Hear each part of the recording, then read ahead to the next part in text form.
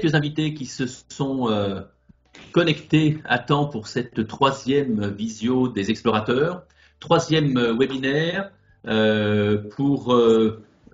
qui ont été préparés par les explorateurs, ces explorateurs qui depuis plusieurs années cherchent à faire savoir ce qui se fait dans les établissements.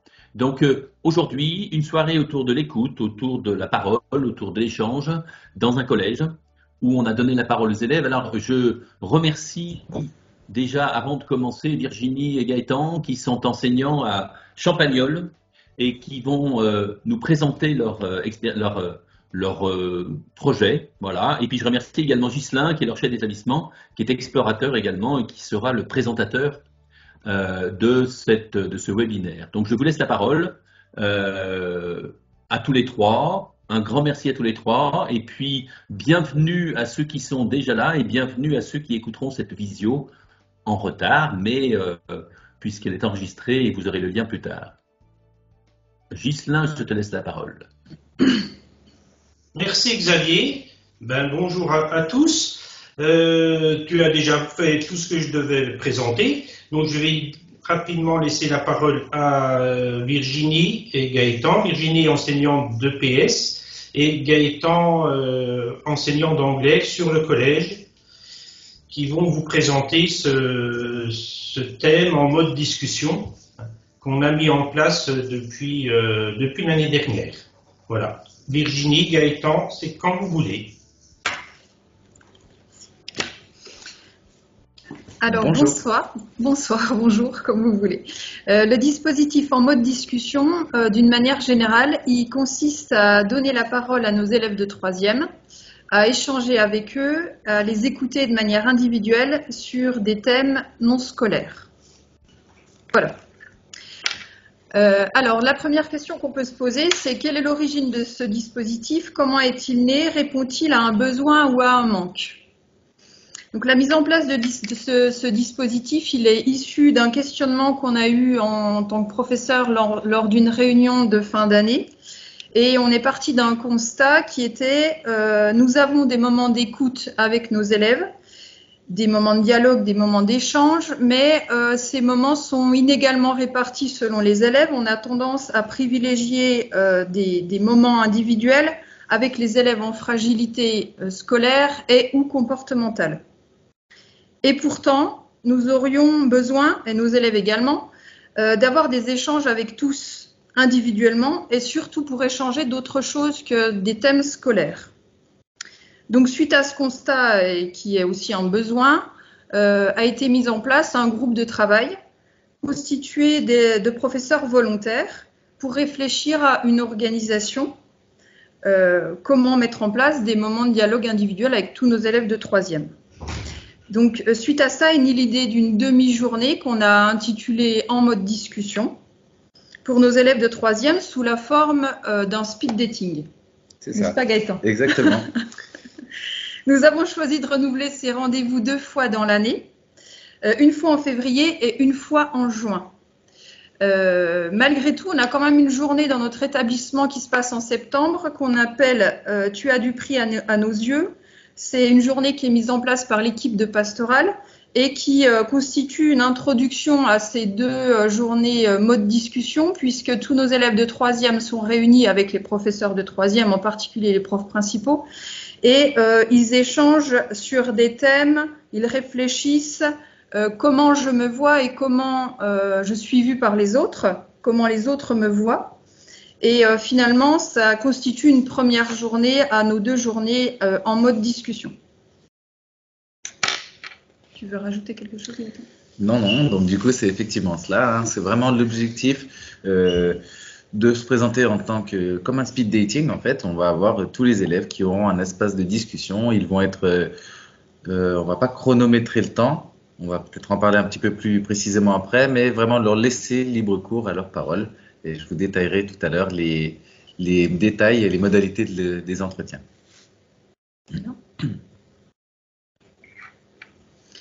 Alors, l'organisation et le déroulement de ce dispositif.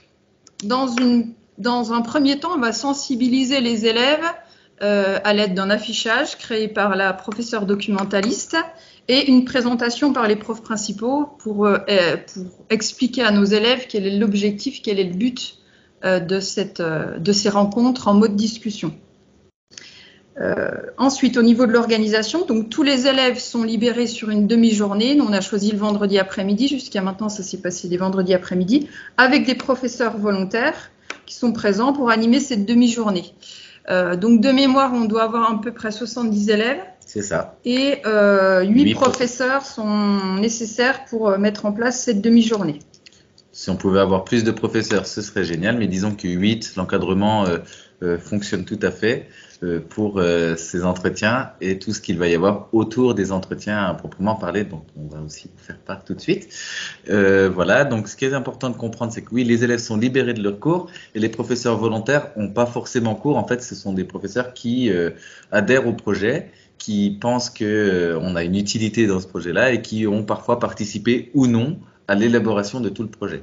Donc c'est différents professeurs et puis on a un petit peu une sorte de petit succès si on veut. On a des professeurs qui sont venus l'année dernière, qui ne sont pas forcément venus cette année, mais d'autres qui, en fait il y a le bouche à oreille qui fait que les différents professeurs ont envie d'y participer. Les élèves, tout le monde y participe, mais les professeurs, disons que ça varie un petit peu. Voilà. Bien. Au niveau de l'organisation des lieux, donc nous on a prévu 3 espaces, un espace activité et jeux qui constitue un peu une salle d'attente, un espace entretien et un espace photocall. Je vous montrerai des photos tout à l'heure pour que ça soit plus concret. Et chaque élève est invité à rencontrer un professeur pendant le temps de la demi-journée. Alors ce qui est important de comprendre, c'est que ces différents espaces, nous dans l'établissement dans lequel nous travaillons, les salles communiquent entre elles. Donc du coup, on a cette chance-là de pouvoir un peu jongler avec tous les élèves, les faire passer d'un espace à un autre assez aisément, sans déranger le reste du collège. Et donc les autres cours ont lieu normalement pour les 6e, 5e et 4e. Et donc du coup, nous, on a notre espace discussion et notre espace de jeu, comme vous pouvez voir sur la diapo numéro 1 en haut à gauche, ou même les autres en fait du coup. Pardon. Et donc, du coup, voilà, on a tous ces espaces jeux, les espaces communiquent. On peut shifter entre les différents endroits puisque les entretiens sont idéalement chronométrés, mais on doit parfois dépasser quand il y a besoin. Alors là, s'affiche à l'écran l'espace activité jeu du mois de juin dans une autre ambiance que celle du mois de février. Conditions météorologiques obligent. C'est important d'expliquer ça. Vas-y. Donc du coup là, nous avons l'espace photocall. Vous pouvez voir qu'en fait, donc on a fait une sorte d'affichage en arrière-plan où on peut voir en fait la promo 2021. Là, c'était donc la promo 2021. Chacun des élèves à une ardoise écrit un mot, une phrase, quelque chose qui représente ses années collège, son mood du moment, son futur métier là, ici. Et en fait, l'objectif, ça va être de réutiliser tous ces documents-là à d'autres moments, par exemple. OK? Et on va vous les présenter tout de suite. Donc, du coup, les espaces d'entretien individuel. Donc, je vais m'en charger un petit peu. Vous pouvez voir que je suis sur la photo, la grande photo. Je suis la personne avachie sur le canapé. Et donc, du coup, c'est l'objectif de cet espace entretien. C'est que vous pouvez constater qu'on a vraiment un espace relax sur les photos qui sont, comme on peut voir sur les photos avec les petits canapés ou comme on peut voir sur la photo du mois de juin sur le bas. Et puis, en fait, la photo qu'on a en haut, c'est celle qu'on avait des années précédentes. Et on a constaté que c'était après une réunion, après notre premier en mode discussion, on a pu constater que c'était un peu frontal et ça bloquait certains élèves puisqu'ils se retrouvaient des fois en configuration plus ou moins comme en type classe. Et donc du coup, on a décidé de bouger le mobilier, changer des choses. On a trouvé des petits canapés qu'on avait dans l'établissement. Ça demande un peu de manutention, c'est sûr, mais c'est rentable puisqu'on a remarqué que on avait une discussion plus aisée avec les élèves au niveau de différents sujets. Juste le mobilier, juste des fois les espaces faisaient un grand changement. Okay. Donc les entretiens. L'idée c'est de discuter avec les élèves de différents thèmes. on essaye vraiment de discuter avec eux, pardon, comme disait une professeure d'espagnol, ça permet de parler d'autre chose. On ne parle pas d'école. Et puis, du coup, on essaie de voir avec eux. On a différents ressentis. On a de l'émotion. Il y a des élèves qui nous confient des choses des fois très personnelles. Ça ne sort pas du tout de la pièce. Je vous avoue que on voit un élève parfois qui a un petit peu les yeux rouges parce il s'est confié, il a donné des indications sur sa vie personnelle. Des fois, on a des rires, des blagues, des larmes. Voilà, on va passer par toutes les émotions possibles. Et puis, on va beaucoup partager sur leur passion. On va partager sur voilà, tous ces thèmes-là, quoi. Tout ce qui est en dehors de l'école. Donc moi, personnellement, je suis membre de l'équipe qui fait les entretiens. Donc au niveau des sujets sur lesquels nous discutons, j'ai ma technique personnelle. Je demande à l'élève, eh bien, pourquoi es-tu là? Et il me répond en général, je sais pas, et vous? Je dis, parce qu'on va parler de toi. Dis donc, qu'est-ce que tu fais à part l'école? Et donc, du coup, en général, ça commence comme ça. Moi, j'aime bien telle ou telle chose. Donc, on découvre que certains élèves sont, je sais pas moi, champions d'athlétisme. J'ai découvert qu'une élève, pas forte en anglais, je suis professeur d'anglais, hein, pas forte en anglais, oui, mais championne d'athlétisme. Ah, je n'étais pas au courant avant, je ne sais pas pourquoi, mais je n'étais pas au courant. Tiens, un élève joue exactement au même jeu vidéo que moi-même. Bizarre, mais ça arrive.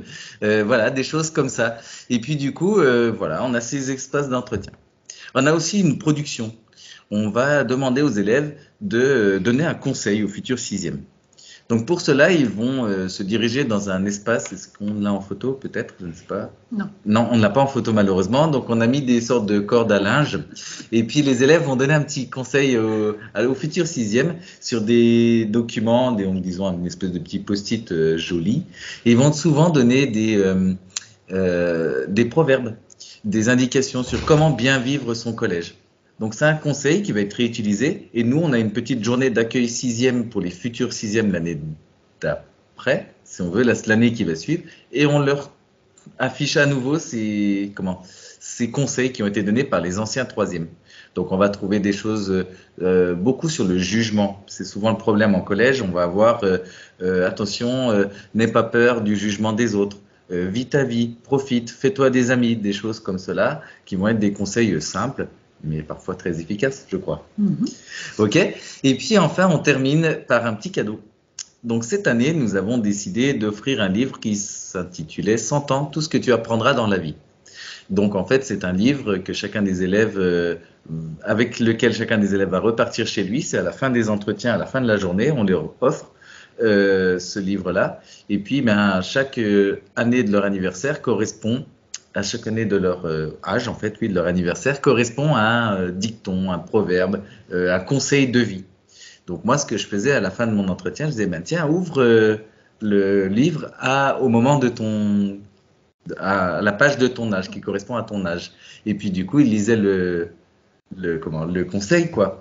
Et il disait tout simplement, ça correspond tout à fait à ma vie, en fait. Et donc du coup, ça c'est le livre qu'on a offert cette année. Et l'année dernière, la première année, on a offert un livre qui s'appelait La Nuit de Feu. Donc du coup, on a demandé à notre chef d'établissement quel était le budget maximal qu'il nous allouait. Voilà, merci beaucoup Monsieur Bonnet pour ce magnifique geste pour nos élèves. Et nous, faisant partie de cette commission d'organisation, ça fait toujours son petit effet. On a les livres offerts aux élèves et puis en espérant que l'année prochaine, quand ils ne seront plus dans l'établissement, ils ouvrent la page à leur âge du dessus. Ensuite, donc du coup, on a décidé d'interroger quelques élèves et professeurs afin d'avoir leur ressenti. Donc du coup, vous allez voir différentes petites vidéos, donc différents professeurs, différents élèves qui vont témoigner sur comment ils ont vécu cette journée en mode discussion.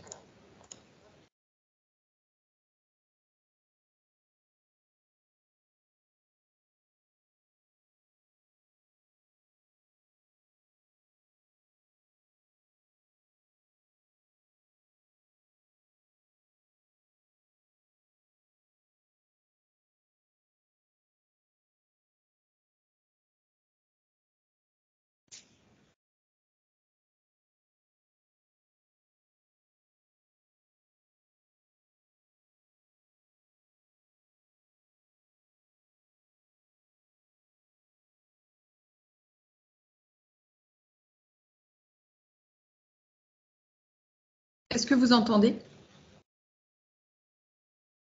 Oui, oui, c'est bon? Oui, oui, c'est très bien. D'accord, parfait. Alors, Célim, un élève de 3e.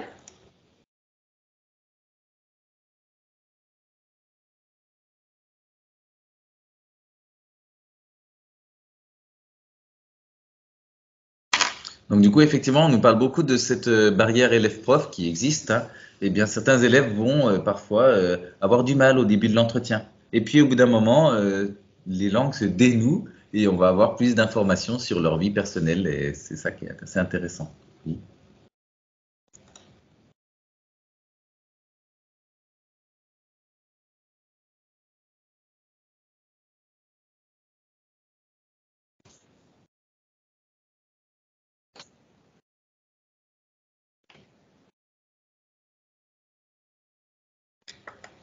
OK.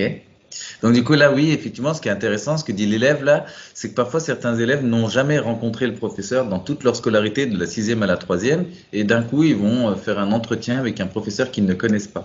Donc du coup les entretiens se font sur la base du volontariat au niveau des professeurs puis au niveau des élèves en fait c'est au hasard. Lorsqu'une place se libère dans les espaces d'entretien, on va avoir l'élève qui va aller rejoindre un espace d'entretien et il n'est pas forcément au courant de vers quel prof il va se diriger. Et on a des surprises. Du coup, ah tiens, ben, du coup c'est le prof d'anglais. Ah tiens, ben, du coup c'est le prof de peu importe quelle matière. Puis il découvre une personne plutôt qu'une matière.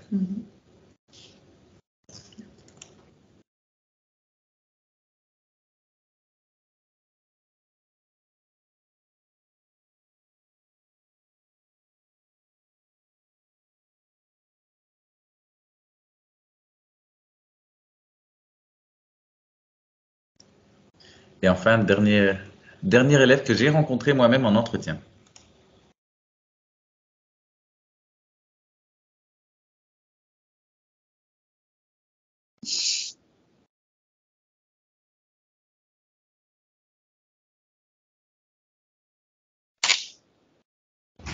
On a souvent ce retour, il faudrait faire ça plus souvent.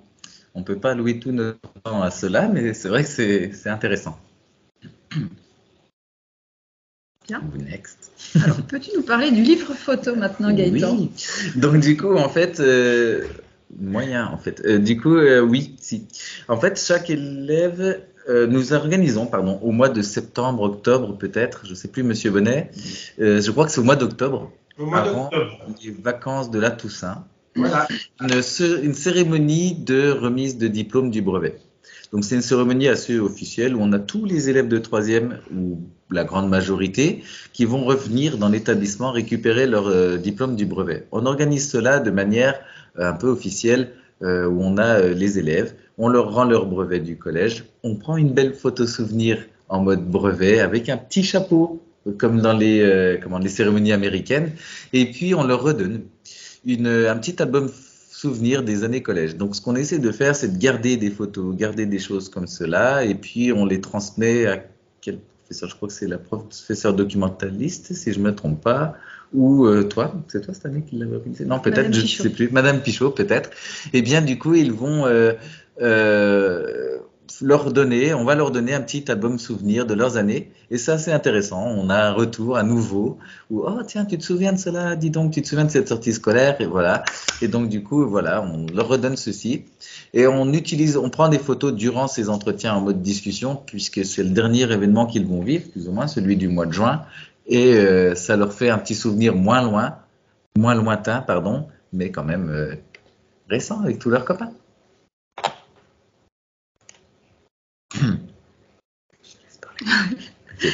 Alors, pour terminer, on vous a fait une dernière diapo sur des améliorations ou des perspectives à envisager. Donc là, c'est la 2e année où on fonctionne avec le dispositif en mode discussion. Donc, dans l'idéal, on souhaiterait le mettre en place dès la 6e. Donc, 3 entretiens en 6e et 3 en 3e pour la symbolique des années collège. Ensuite, peut-être anticiper sur l'achat du livre, choisir le titre du livre assez tôt dans l'année pour pouvoir l'utiliser un peu plus au cours de l'année. Pas forcément dans un mode d'étude littéraire d'un livre, parce que justement, il est choisi hors hors programme scolaire de troisième. Vraiment, c'est quelque chose qui rentre pas forcément dans le programme, mais utiliser des dictons, par exemple, là, de notre livre qu'on a choisi cette année, dès le début d'année, pour peut-être faire un lien justement avec ce cadeau comme une sorte de fil rouge, en fait. Et puis, on avait également envisagé d'encourager nos élèves à mettre en place, à remettre en place, parce que je crois que ça a déjà existé, une association d'anciens élèves de Jeanne d'Arc. Voilà. Donc, nous sommes tout à fait disponibles pour vos questions, si jamais il y en a. Je ne sais pas, est-ce que vous pouvez communiquer avec nous? Alors, je reprends la main, merci. Oui, les questions, vous pouvez les poser seulement par écrit, me semble-t-il. Et le temps que vous en posiez éventuellement, moi, j'aurais quelques précisions à apporter et des questions aussi. Le fait que nous sommes on va dire une petite structure avec 3 classes de troisième, est-ce que vous pensez que sur des structures plus importantes, on pourrait mettre en place ce même dispositif en mode discussion, ou est-ce que, à votre avis, un nombre de 70 élèves est le maximum? C'est une question d'accompagnement aussi, parce qu'il faut avoir un nombre de professeurs volontaires. Donc, du coup, les différents professeurs qui vont participer à l'événement n'ont pas forcément cours sur n'ont pas cours sur leurs heures de cours. On le fait parce qu'on aime ça. Donc, du coup, peut-être que ça peut être un frein, une difficulté, je ne sais pas. Et puis aussi, il y a aussi beaucoup de logistique. On a beaucoup d'aide de la part de nos élèves. Donc, du coup, par exemple, on va déplacer les baby-foot. Les baby-foot, on va le transporter jusqu'au 2e étage. Et donc, du coup, on a besoin que nos élèves nous aident. On a besoin que nos élèves nous aident à transporter les petits canapés. Et donc, du coup, je ne sais pas si c'est possible d'organiser ça avec une grosse structure. Je ne sais pas quel rapport est-ce que les grosses structures ont avec leurs élèves. Nous, c'est vraiment très... je pense assez familial. Entre midi et 2, on a trouvé tout de suite des élèves pour venir nous aider à installer toutes les pièces. Ça s'est fait en 20 minutes, après, je pense. Peut-être plus compliqué au mois de juin parce qu'il y avait plus de jeux d'extérieur, etc. C'était plus long.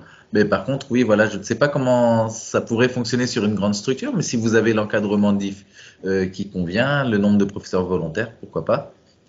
En fait, c'est une question d'organisation. Après, moi, je dirais que le cœur du dispositif, c'est l'entretien. C'est pas forcément ce qu'il y a à côté, la salle d'attente, les jeux, etc. C'est plus pour...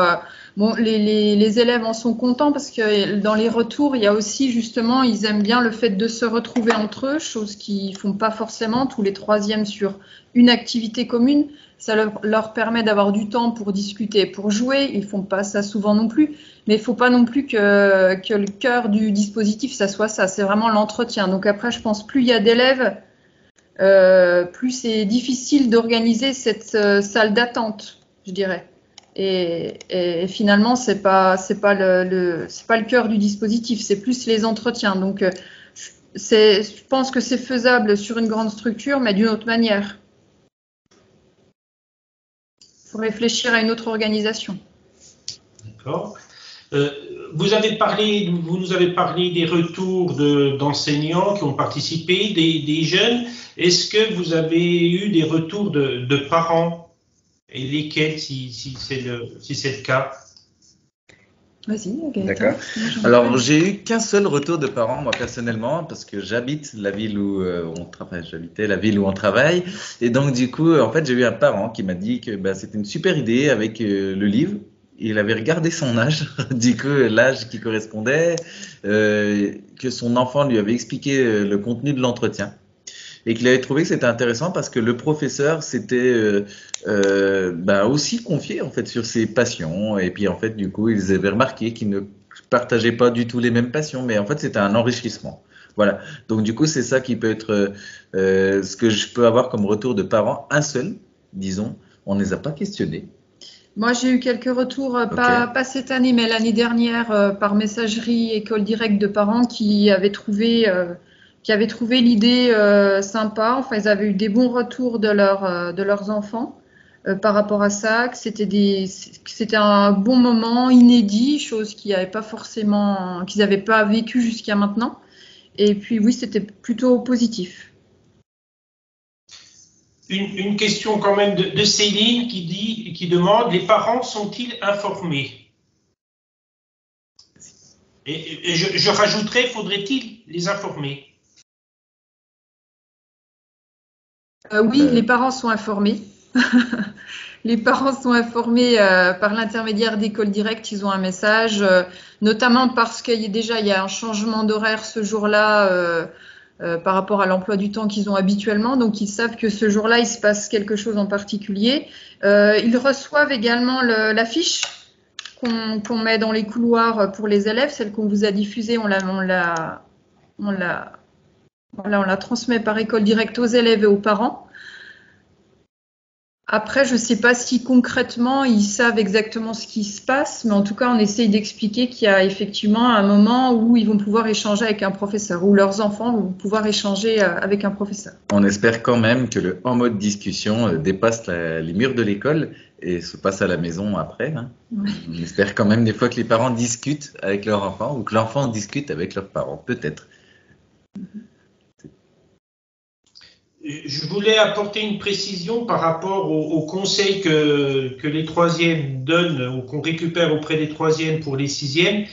Je ne sais pas si c'était bien clair. On accueille nos futurs sixièmes au début juillet et ce jour-là, on leur remet un petit livret et dans ce petit livret, ils trouvent un certain nombre de conseils justement qu'ont donné les troisièmes. Voilà. Et je préciserai, mais je ne vois pas de collègues chefs d'établissement par rapport au coût. Il y a un coût quand même au niveau du cadeau qu'on remet du livre. L'idée, je trouve, est bien, surtout le livre de cette année qui permet justement de faire un lien avec les parents. Si vous avez la curiosité d'aller voir ce livre 100 ans, c'est vraiment quelque chose qui pouvait faire le lien, et c'est pour ça que j'ai accepté malgré le coût, c'est que ça faisait le lien avec les parents, le jeune, et on va dire les enseignants. Tout le monde s'y retrouvait. Alors c'est pas toujours évident de trouver un livre qui puisse faire le lien, mais je crois que c'est important, c'est un geste. Et simplement préciser aussi que lors de la deuxième après-midi au mois de juin, on leur remet un petit bon pour qu'ils viennent récupérer justement lors de la remise des brevets leur petit livre souvenir où on a récupéré les photos de classe depuis la sixième. Sauf exception, il me semble qu'on avait retrouvé toutes les classes, donc ils peuvent voir aussi l'évolution qu'ils ont eue. Et dans l'idée de se dire, ben voilà, quand ils seront plus âgés, ils auront un bon souvenir de leur collège. Je ne sais pas si vous voulez poser d'autres questions, il n'y en a pas d'autres écrites. Est-ce que, Xavier, tu as quelque chose à apporter? Ouais, alors, on est d'accord, cette activité se fait avec les élèves de troisième. Actuellement, oui. Oui. Parce que. Pardon? On voudrait élargir le dispositif. C'est une réflexion que nous avons en classe de 6e vers 3e. Mais aujourd'hui, on a notre deuxième édition. On a fait 2 éditions. Donc, du coup, on a testé que sur les 3e le dispositif. Mais vraiment, dans l'idéal, on aimerait vraiment aller jusqu'au 6e, depuis nos 6e. Oui, parce que, bon, c'est vrai que les élèves disent on devrait faire ça plus souvent. En même temps, il ne faut pas faire ça trop souvent dans une même année parce que j'imagine la nouveauté fait aussi que c'est intéressant. Donc, de la même manière, si on faisait ça chaque année, cette nouveauté serait un peu moindre. Mais est-ce que, je trouverais intéressant que garder ça pour les troisièmes, mais qu'il puisse y avoir quelque chose qui évolue dès la 6e. Peut-être sur un autre modèle, sur un autre manière à ce que on garde quand même la nouveauté. Je pense que la nouveauté en troisième a amené quelque chose d'intéressant, mais sans refaire la même chose. Mais dès la 6e, je trouve avoir cette idée d'une discussion à l'école qui ne parle pas d'école, je trouve ça très intéressant. J'aime bien cette idée que quand on parle à un enfant, on ne lui demande pas toujours, la première question qu'on lui pose, c'est en quelle classe tu es. Et là, tout d'un coup, on va lui poser, qu'est-ce que tu aimes bien en dehors de l'école? Et je trouve intéressant et c'est une belle question, je trouve. Oui, ou qu'est-ce que tu fais le samedi? Moi, comment je commence. Tu fais quoi le samedi? Le jour dont. Ouais. Tu fais quoi le mardi? J'ai maths, français, anglais. Qu'est-ce que tu fais le samedi? Pas mes devoirs. Du coup, voilà, des fois, c'est souvent ça. Je fais pas mes devoirs, je fais telle activité, j'ai telle passion. Voilà. Ben, c'est vrai qu'on n'a pas encore discuté de la mise en place en sixième, mais je crois que dans l'idée, on avait dit que justement, il fallait pas que ça soit une copie de la troisième et que de toute façon, c'était pas forcément faisable dans la même modalité avec des élèves de sixième. On n'envisageait pas les choses pareilles, mais je crois que d'ailleurs, on avait dit peut-être des entretiens à plusieurs, ou en tout cas, voilà, mais on n'a pas encore creusé l'idée. C'est vrai qu'à plusieurs, ça pourrait être peut-être plus simple pour un élève de sixième parce que on a une autre barrière, c'est peut-être la timidité, ces choses-là qui peuvent être plus développées pour certains élèves de sixième. C'est sûr que, voilà, à voir le mode, on ne sait pas encore. On creuse. Mais c'est vrai. Il y avait une question, j'ai vu que tu as une question, je ne sais pas si tu l'as eu. Oui, si. N'avez-vous pas peur que ça devienne répétitif? Si vous le faites depuis la sixième, excusez-moi, je suis pas d'accord. Okay. Eh bien, si le mode est différent, voilà, non. On en discutera, on a des réunions en fait pour cela, en fait. Du coup, je ne pense pas. Si le mode est différent. Après, au fil des années, est-ce que ça peut être répétitif? Après, est-ce qu'ils vont s'y attendre? Est-ce qu'ils vont en parler entre eux? Peut-être, je ne sais pas. On est encore trop neuf dans le projet? C'est vrai. C'est des questions qu'on pourrait. Je ne sais pas. Bonne question de la part de quelqu'un. Je ne sais pas, mais c'est vrai. On va le noter et l'étudier.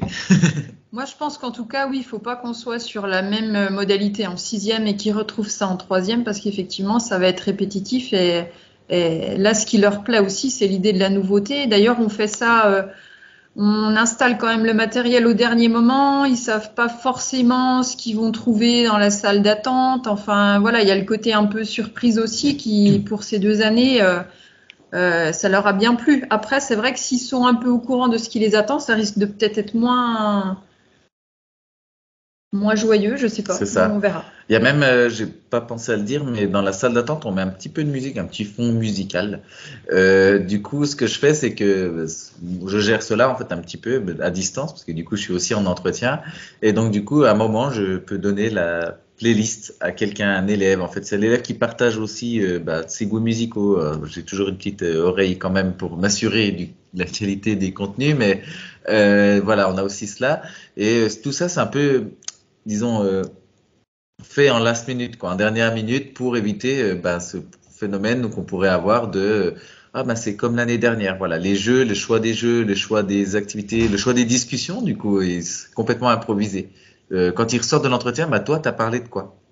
On entend donc, dans la salle d'attente, quand il retourne après avoir discuté, de quoi t'as discuté? T'as discuté avec qui et de quoi?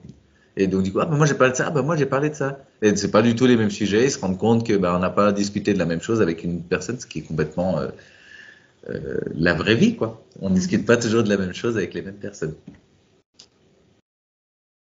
Voilà.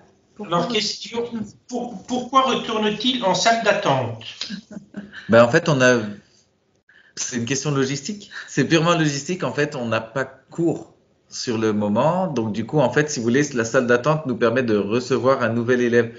On a la salle d'attente dans laquelle il y a tous les élèves. On reçoit un élève. L'élève a terminé son entretien qui va durer à peu près 5 minutes, peut-être 10, peut-être 15, si vraiment il y a besoin. On essaie de pas aller au-delà pour recevoir vraiment tout le monde. Et puis ensuite, il retourne en salle d'attente. En fait, il n'attend plus. Il va se distraire, en fait, du coup. Et on a terminé avec cet élève-là et on peut prendre un autre élève. C'est une question de logistique. Oui, en fait, la salle d'attente, c'est la salle de jeu. C'est là où il y a les jeux, le baby-foot. C'est pas une salle d'attente comme chez le médecin. Voilà. On a fait ça comme ça, mais c'est purement logistique. Il y a un professeur dans cette salle qui est responsable d'envoyer les élèves. Dès qu'une salle d'entretien est libre, il choisit un élève, il l'envoie et après l'élève revient dans la salle pour continuer ses jeux avec ses camarades. Mais voilà, c'est plutôt une salle de jeu, c'est pas une salle d'attente où effectivement ils sont assis sans rien faire. Et le professeur qui gère ça est assez performant. Du coup, c'est notre professeur de physique. il a une gestion, c'est vraiment millimétré, il voit exactement quel élève est déjà parti, quel élève n'est pas encore allé, c'est celui qui travaille le plus, je crois. Du coup, il est vraiment en gestion de tout le groupe. Et en même temps, il a le temps d'aller discuter avec les élèves dans la salle d'attente. Et donc, du coup, voilà, c'est quand même, oui, il est performant et on le recrute pour ça. Et puis la salle de jeu peut aussi, pour des enseignants qui se sentent pas à l'aise, et on peut le comprendre, d'être en dialogue avec individuellement avec un jeune, ils peuvent jouer, ils peuvent échanger. Alors moi je parle aussi, j'ai un peu joué avec les élèves, bon pas tant échanger parce qu'il y avait encore la barrière du directeur, mais pour certains collègues c'est aussi un moyen de faire un dialogue, mais à partir d'un jeu ou d'une activité. Voilà. Je ne me souviens pas si vous l'avez dit, tous les élèves de 3e voient quelqu'un ou il y en a qui disent non, moi, ça ne m'intéresse pas, je n'irai pas. Alors, ils voient tous quelqu'un. Mais bizarrement, la première année, il y avait eu un couac, je vous révèle le couac. Les profs principaux devaient annoncer l'organisation aux élèves et c'était sous la forme prévue, c'était tout le monde va aux entretiens. Et un professeur principal avait compris que c'était sur le volontariat des élèves. Et finalement, il nous annonce que dans sa classe, aucun élève n'a besoin de faire un entretien avec les professeurs. Donc finalement, on va revoir cette classe, on leur explique qu'en fait, ils n'ont pas le choix, ils doivent participer au dispositif en mode discussion. Donc ils sont venus comme toutes les autres classes dans la salle de jeu. Et finalement, tout le monde est allé faire un entretien avec un professeur. Donc, je pense que si on les questionne sur veux-tu discuter sans qu'ils sachent forcément ce qui va s'y passer, etc., ils n'ont pas forcément envie d'y aller. Mais mis dans l'ambiance, il y en a aucun qui refuse d'aller, voire même il y en a qui vont 3-4 fois. J'ai pas fini, ils retournent. Voilà. C'est possible de retourner voir cette prof ou c'est possible. J'ai déjà discuté avec ce prof-là. Je peux aller voir un autre prof pour voir si c'est une autre discussion. C'est tout à fait possible si on a le temps. C'est un peu. Donc après, c'est vrai qu'on n'a jamais eu l'élève qui se braque complètement à pas vouloir y aller. Non. Je pense qu'on ne le forcerait pas à aller, mais ça nous est pas. Par contre, on a eu en entretien, on a quand même eu des élèves qui ne disent pas grand-chose. Donc là, en fait, la difficulté, c'est comment est-ce qu'on amorce des thèmes. Donc nous, ce qu'on a fait en réunion, c'est qu'on avait fourni aux différents professeurs une liste de thèmes à aborder. Donc en fait, le prof a sur le côté caché une petite liste de thèmes à aborder pour pouvoir décoincer la situation. Parce que certains élèves, c'est facile, très loquace, et d'autres personnes, ça peut être un peu plus ardu. Donc du coup, voilà, on essaie vraiment cela. L'entretien va durer parfois 2 minutes dans ces cas-là, parce que voilà, on te souhaite du bien pour ta vie, et puis du coup, voilà, tout ça. Et puis c'est tout. On essaie de leur donner un petit conseil aussi, on essaie de leur donner une petite impulsion. Et puis voilà, mais on n'a pas eu, non, jamais personne qui n'a pas Après, voulu moi, faire. je suis plutôt chargée de la partie organisation, activité, jeu, donc j'ai jamais participé aux entretiens, mais la partie délicate, ça peut être aussi, j'ai vu des élèves revenir en pleurs, donc je sais pas, voilà, jusqu'où on peut gérer les paroles des élèves. Est-ce que c'était celle de la première année? Ouais. Ok. Donc là, l'élève qui était revenu en pleurs, en fait, avait des soucis personnels, si on veut. Et elle est allée dans l'espace discussion, elle est tombée avec son prof principal. Donc le prof principal était déjà au courant des soucis qu'elle avait. Et en fait, elle a continué à lui expliquer ce qui lui arrivait. Elle avait le temps. Elle avait le temps de le faire. Elle lui a expliqué tous les soucis qu'elle vivait, en fait. Et donc, du coup, c'est pour ça qu'elle a pleuré. Elle a demandé pour retourner. Elle est restée un sacré moment, si je me souviens bien, avec ce professeur qui était son professeur principal.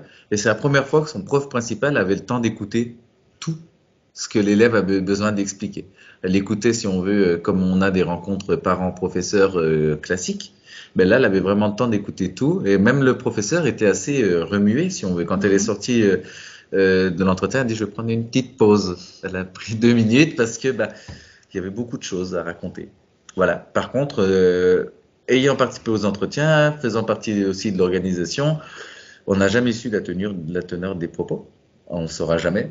Et en fait, c'est pas l'objectif. Nous, on écoute, on aide un petit peu. On n'est pas des psychologues non plus. On essaie de les rassurer sur le brevet aussi parfois, parce que des fois, c'est ça qu'ils nous expliquent, leur expliquer des choses. Et puis du coup, voilà. On ne divulgue aucune information. Il y a une confiance, c'est vrai. Bien. Un dernier mot, Justin? Non, j'allais dire, il n'y a plus de questions sur le fil. Et j'allais te redonner la parole avant de remercier les deux collègues, Gaëtan et Virginie. En quelques mots, puisque cette vidéo est enregistrée, j'espère qu'elle sera vue par d'autres, on va en faire de la pub. En tout cas, d'abord, un grand merci à vous deux d'avoir présenté cette expérience qui est bien sympa, et je trouve que voilà, le rôle des Explos, c'est de faire connaître ça pour que d'autres intéressés puissent le mettre en œuvre. Alors là, on avait 3 enseignants du premier degré, et peut-être qu'ils mettront en œuvre quelque chose pour leur élève de CM2, pourquoi pas. Alors, un dernier mot sur cette journée du 18 mai où on invite vraiment tout le monde à venir. C'est une journée spéciale des explorateurs, donc avec la présentation de tout un tas d'expérimentations, d'expériences, de projets qui ont été menés dans les classes, dans les écoles, avec cette idée prendre soin de soi, prendre soin des autres et prendre soin de la nature. C'est ce que vous avez fait, vous. Voilà, on prend soin de soi, on prend soin des autres, on les écoute, on échange. Une journée très spéciale où il y aura la présentation des expériences et où il y aura plein de surprises pour une année un peu particulière avec cette crise sanitaire qui nous a bien fatigués. En tout cas, on vous attend tous très nombreux. Merci encore à vous deux pour votre présentation. Merci à Ghislain également pour avoir animé la journée, animé la soirée. Et puis à très bientôt tout le monde, à très bientôt pour de nouvelles aventures et de nouveaux webinaires des explorateurs. À bientôt. Merci. Et merci. Au revoir.